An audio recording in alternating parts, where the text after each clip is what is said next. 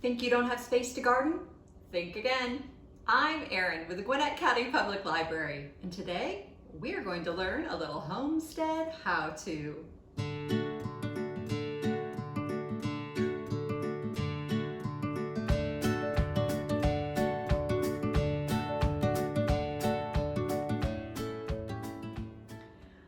A lack of space doesn't have to mean a lack of garden. There are lots of ways to bring a little life to your living quarters, no matter how small. Today, we're going to be making a chicken wire planter that you can hang almost anywhere. We'll be using the same materials to make a flower tower out of just one container. We'll be recycling a wooden pallet into a gorgeous wall of greenery, and we'll be upcycling our household odds and ends into a whimsical fairy garden. A spray of live flowers brings color to any space. Today, we'll be making a living bouquet using just a scrap piece of chicken wire, some earth cloth, and a loose board. Start with a square of leftover chicken wire or garden fencing. Roll the metal fencing into a funnel shape. It's a little harder than it looks. Using jewelry or craft wire, fashion a loop to feed through the holes of the cone you've created, almost like sewing. Twist the wire together until the roll of fencing securely maintains its conical shape. You may need to create these clasps in more than one area. Line your planter with earth cloth and attach that sturdy cloth to the top of your planter using a few more craft wire twist ties. Fill with multiple layers of moss to help keep in water and top off with lots of healthy potting soil. All that's left to do is add your flowers. I will be mixing English ivy into these beautiful African violets, but feel free to mix and match all of the vibrant colors. It's spring. If you'd like to hang your planter from a board, simply drill a small starter hole to any solid piece of scrap wood you have lying around the house. Add a screw and slip it into the mesh of your completed planter. Find a sunshiny area to set your creation, and voila! You have a stunning display that will continue to grow throughout the spring season. If you have chicken wire or earth cloth left over from our first project, then you can make a tower of cascading flowers just by adding a pot or a planter to the base. Let me show you how. Roll your leftover chicken wire into a cylinder and dig the base end into a soil-filled planter or pot. Make sure it's deep enough that it stands on its own. Using zip ties, attach the cylinder to itself at the top so that it will hold its shape. Line the inside of the chicken wire tower with earth cloth.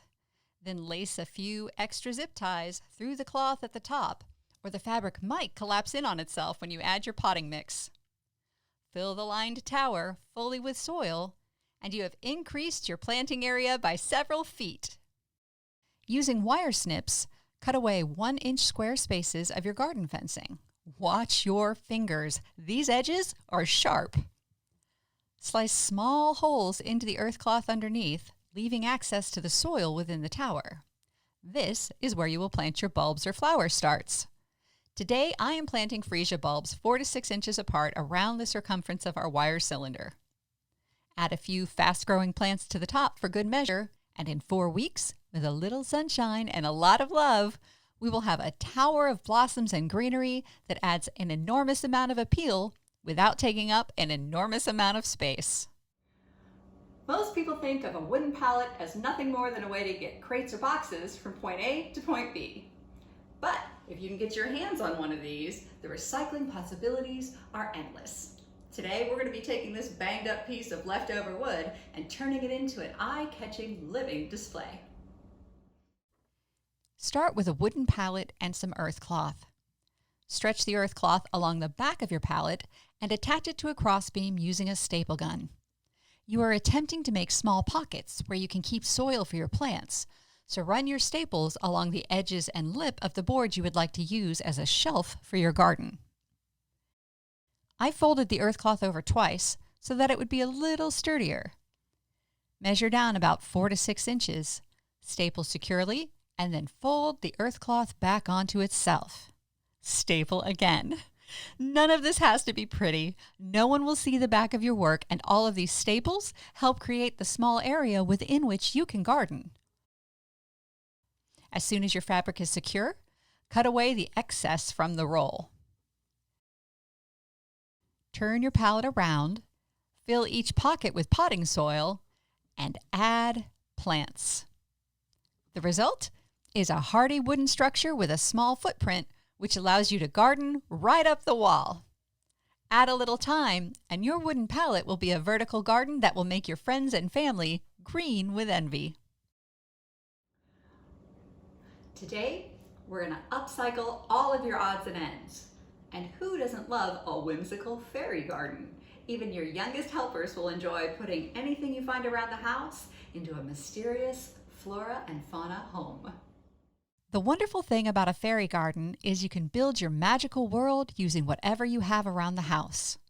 This is an old dollar store bucket I've had gathering dust in the back of a closet.